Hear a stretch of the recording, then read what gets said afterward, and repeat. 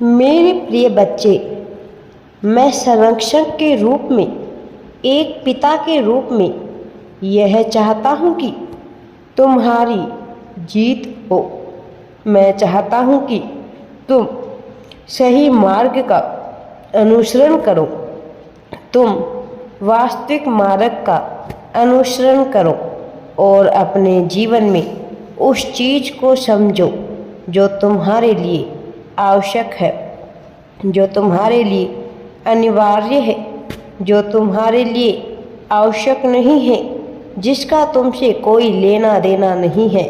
ऐसी व्यर्थ की बातों में अपना समय बिल्कुल भी बर्बाद मत करो।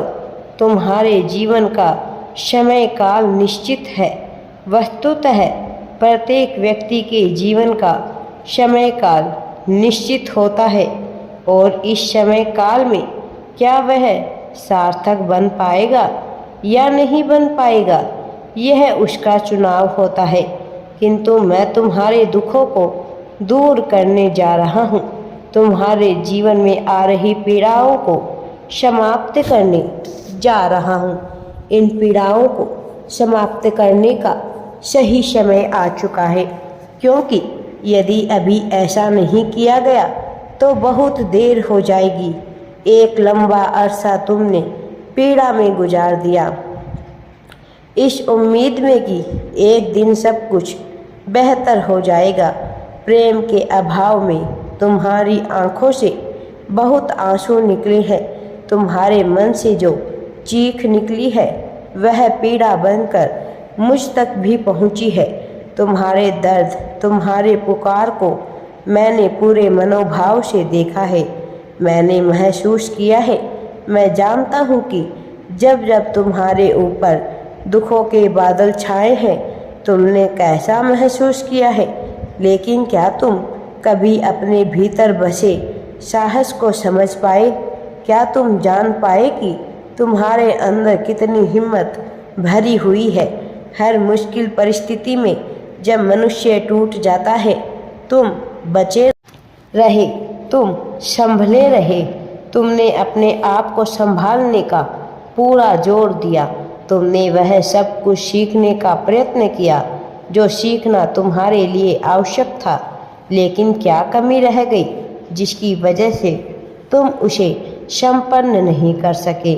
मेरे प्रिय बच्चे, तुम्हारा साहस तुम्हें आगे बढ़ाता है, लेकिन तुम्हारे भीतर का भय जो आलस्य बनकर तुम पर छा जाता है, उसकी वजह से तुम चीज़ों को अधूरा छोड़ देते हो, उसे संपन्न नहीं कर पाते और फिर तुम्हारे जीवन में प्रेम का भी अभाव रह जाता है और कुशलता का भी अभाव रह जाता है।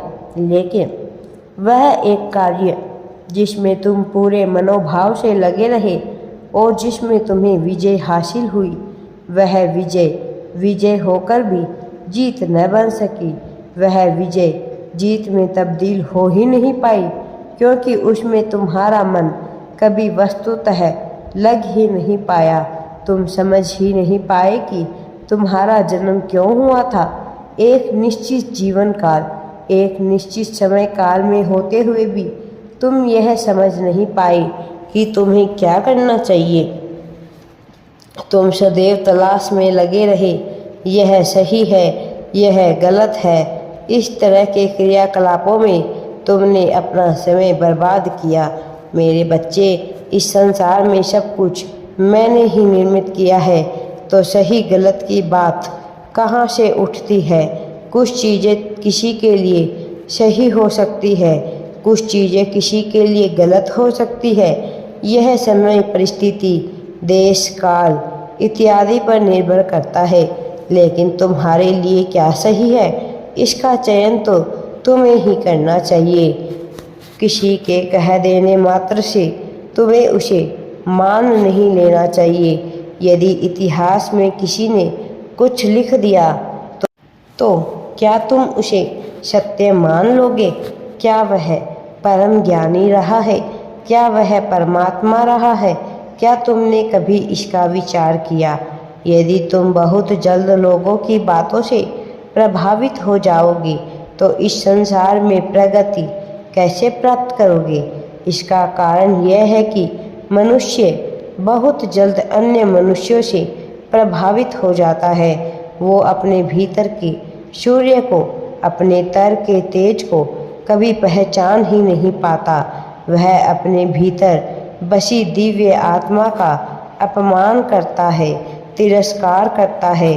वह परमात्मा को कभी समझ ही नहीं पाता है, और जो परमात्मा को समझ जाता है उसे तो हर जगह फूल खिलते हुए दिखाई देते हैं। उसे तो हर जगह आनंद ही आनंद नजर आने लगता है।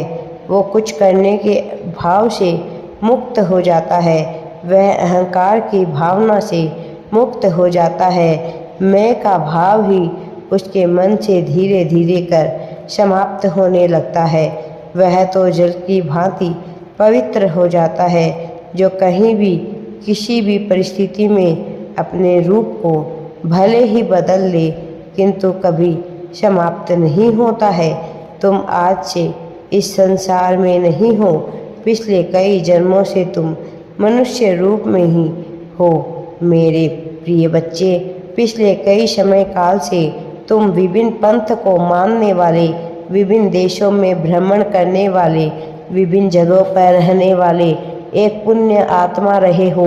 लेकिन हर बार तुम्हारी मान्यताएं, झूठी मान्यताएं, अनावश्यक व्यर्थ की मान्यताओं ने तुम्हें जकड़ रखा था, और अभी भी वही तुम्हारा दौर चल रहा है। लेकिन अब जब तक तुमने वास्तविक रूप से आध्यात्म की ओर कदम बढ़ाए हैं, तो तुम मान्यताओं से ऊपर उठकर अपने जीवन को समझो। इस संसार में विभिन्न प्रकार के जीव मौजूद हैं, लेकिन उनमें से कुछ ही पुण्य आत्माएं हैं, और तुम एक पुण्य आत्मा हो। जबकि तुम एक पुण्य आत्मा हो तो तुम्हारा उद्देश्य भी क्षीण नहीं हो सकता, तुम्हारा लक्ष्य भी छोटा नहीं हो सकता। इसलिए तुम्हें विचार करना है कि तुम जो मांग रहे हो, क्या वास्तविकता में तुम्हें वही चाहिए? क्या वह प्राप्त होने के बाद वह तुम्हारे लिए व्यर्थ नहीं हो जाएगा? विचार करो, पिछले कुछ समय से तुम जो मांग रहे थे, वह मिलने के बाद क्या तुम्हारे लिए वह महत्व नहीं हो गया? एक मोह लगाव के भाव ने तुम्हें उसके साथ जकड़ रखा है मेरे प्रिय बच्चे। लेकिन क्या वास्तविकता में उसका मूल्य वही रह गया जो तुम पहले विचार किया करते थे? इस संसार में कुछ भी नश्वर है, जो कुछ भी समाप्त हो जाएगा वह कभी भी परमानंद को प्राप्त नहीं कर सकता है। इसलिए मेरे बच्चे, आध्यात्म के मार्ग पर आगे बढ़ो, इन झूठी संसार से मुक्त होकर आगे बढ़ो। राधे राधे जी।